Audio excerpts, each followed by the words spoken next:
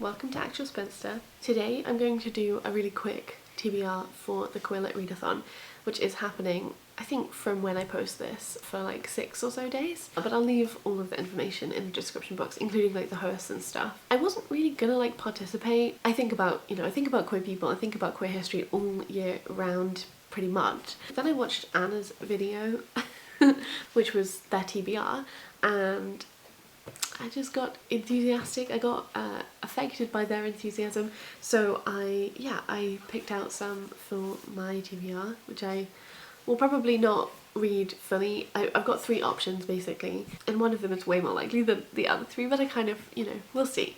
So the first book that I might read is, it's also, I have other reading that I'm doing. That's also kind of why I'm like, I'm not gonna just know I'll be able to read these. But anyway, this is The Night Watch by Sarah Waters. I've read 2 of her novels already, and then I have this one which I just still haven't got. It's set in the 1940s, which is actually an era that like I'm kind of interested in, like not in a kind of like more generic historical fiction of like World War II as a setting, which I think can get very boring very quick, but this seems like a fun way to kind of do that, and it's told backwards, I believe, which is also intriguing. So yeah, no, excited to read that, and that's one option. I haven't actually looked up if any of these like cover the prompts, but it's fine because I'm only gonna maybe read one book that kind of probably is for this. The other book that I have is An Unkindness of Ghosts by River Solomon.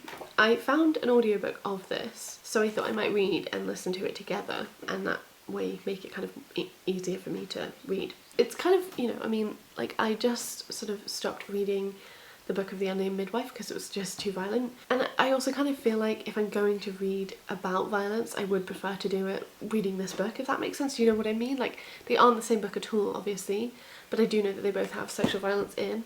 I guess like this book seems to also have more, almost like more payoff for reading about violence. That might not be entirely fair, that's just how I feel right now. And yeah, this also has been really on my TBR for a very long time. I showed it in a video, I guess like a year and a half ago now or something, and before that I'd had it for ages and I just hadn't picked it up. And then I also have The Four Profound Weaves by R.B. Lemberg, which is a book that I think I saw on Butch Poetics channel, Amanda, who has returned, which is fun. So I think you can actually see the video where they talk about it, so I might link that below. And yeah, it's got trans characters and it's like small SFF stories. So yeah, out of these 3, it's probably pretty obvious which one I will read, but I don't know, I wanted to give myself some, potentials. Actually, I also wanted to say that I might try to read This One Sky Day by Leonie Ross, which I'm pretty sure would fit for the caribathon, which isn't happening quite at the same time as Queer Lit Readathon, but is happening, I think, from June 9th.